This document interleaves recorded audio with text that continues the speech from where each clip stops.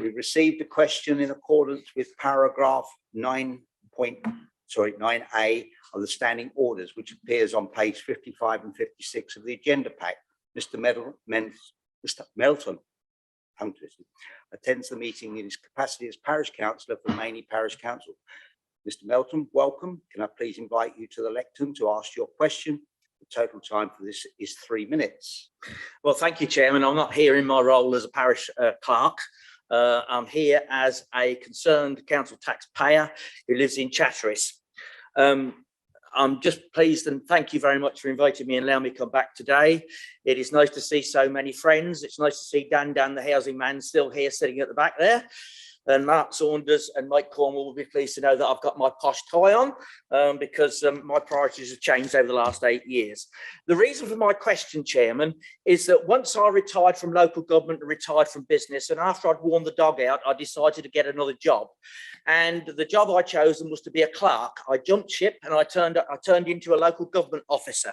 This has got a nice ring about it. However, working with Mainey is actually one of the best jobs in a 54-year working career that I've ever had.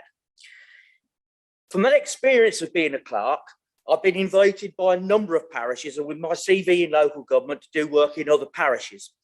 And I've done work in South Cambridgeshire, East Cambridgeshire and Huntingdonshire.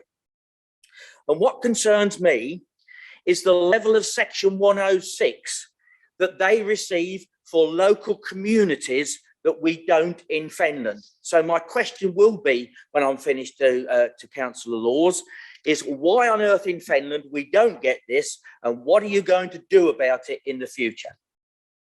Working in East Cambridgeshire, I hadn't been there a very few weeks, and suddenly I get a letter from the financial officer, Mr. Ian Smith, to tell me that they credited £60,000 to our bank account for development. Another £3,000 for a one-off house in Wilburton Road. During this financial year, I received a list of all the monies that are paid for all the parishes in East Cambridgeshire that have been procured through Section 106.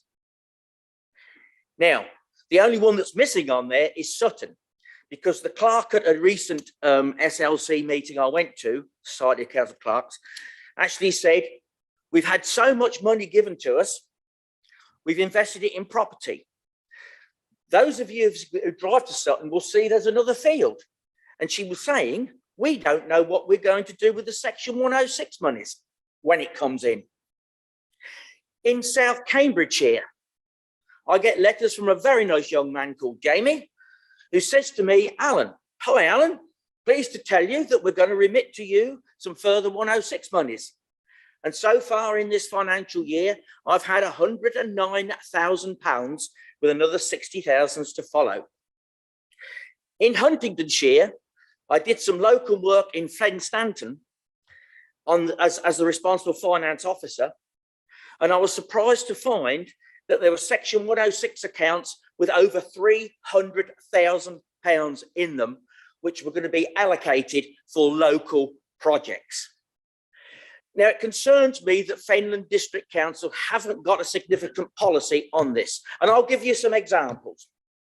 Just let me take you about the Wenny Meadow. Now, I know it's not been decided yet, but one of the reasons I objected to that is because 97 houses, there's plenty of provision for drainage, school and everything else, but nothing for the local community. 270 houses being built in Donington Road, Chatteris. All the Section 106 monies, but nothing for the local community. Let me tell you something. The developers are lifting your leg using the legislation set out on the viability standards. Circa, Councillor, Mr. Melton, your 3 minutes is up. One more comment, Chairman, if you don't mind. And then go on Wenny Meadow, well, I use that as the example because it's the easy one. Is that in the document, and I've read all the planning application, it actually says in there that their proposed selling of those houses is circa £250,000. Exactly the same houses on the same layout within 200 yards are selling at £450,000 plus. You have having your legs lifted. You need to look at this policy and challenge these viability standards and criteria in your next council, Chairman. Thank you, Mr. Melton. Councillor Laws, over to you. Thank you, Chair. I'd like to start off by making one comment. I thought it was Wenny Road, not Weddy Meadow. We haven't got to that stage. If I may respond to you, Mr. Melton, East Cambridgeshire District Council and Huntingdonshire District Council both operate a community infrastructure levy scheme, as we all know as SIL. Under the government rules for SIL, the council must give a cash proportion of the SIL income to parish councils, where the SIL paying development is located in that parish. Fenland District Council, having looked at the development viability twice now, have decided that it is not appropriate to introduce SIL due to the property low values in the area. This is why Fenland Town and parish councils do not receive monies from the District Council as a matter of course. South Cambridgeshire District Council do not operate a SIL system, and so the parishes do not receive any SIL monies. Where there is a Section 106 for a development, it can sometimes be the case that the developer provides money to be spent on the provision of new and improved community facilities. As an example, play parks, in such cases, Snowley Park in Whittlesea. In such cases, it is usual that money is held by the District Council. This money will be used by the council itself, but it can potentially also be made available to the town and parish councils to spend on qualifying projects. The refurbishment of a play park, as an example. Town and parish council have in the past periodically been emailed so that they are aware of the Section 106 position in their area. And I shall arrange that they are so informed again later this month. Thank you, Chair.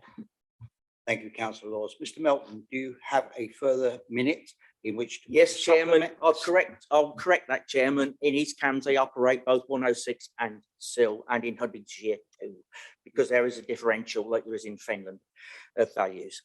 Could I just say this? You, Chairman, the leader of the council, and Councillor Laws are all Whittlesea members.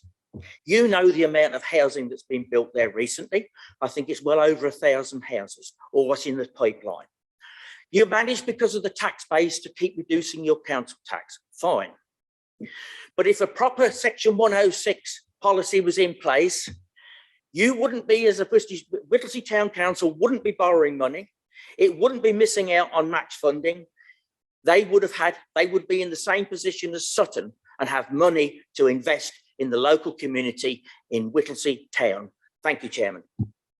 Councillor Laws, you have a further 3 minutes in which to reply, if you wish. Thank you, Chair. I'd just like to question where Whittlesea is borrowing money from and why are we borrowing it?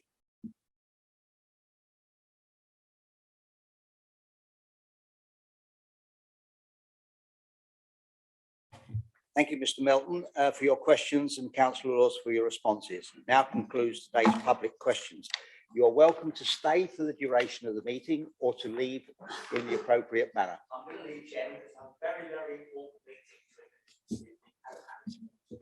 Thank you very much. That's up to him. Thank you very much. Thank you.